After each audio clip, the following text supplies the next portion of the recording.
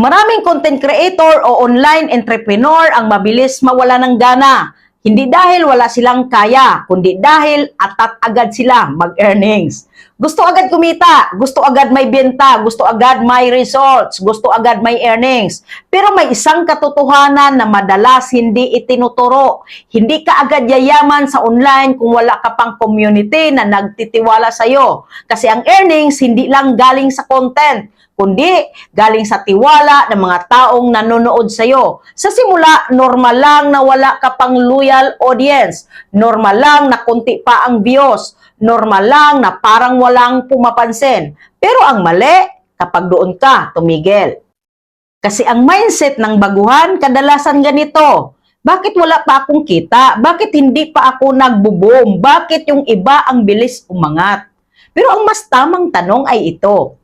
Ano ang ginagawa ko para makabuo ng community na magtitiwala sa akin?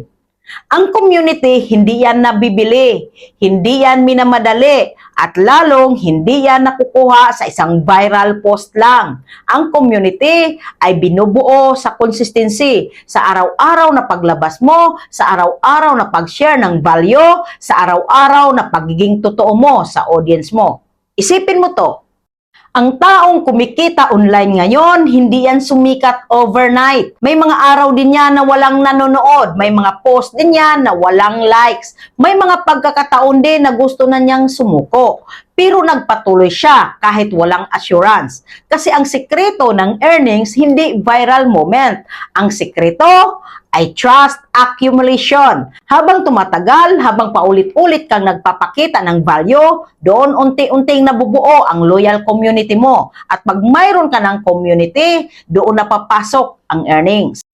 Kaya kung baguhan ka pala ngayon, huwag mong unahin ang kita. Unahin mo ang presence. Unahin mo ang consistency. Unahin mo ang pag-build ng relationship sa audience mo. Darating ang time na hindi mo na kailangan habulin ang earnings. Kasi ang earnings na mismo ang hahabol sa'yo. Dahil may mga taong nagtitiwala na sa'yo. Ang tanong lang ngayon, magpapakita ka ba kahit walang kita pa? O hihinto ka dahil wala pang resulta?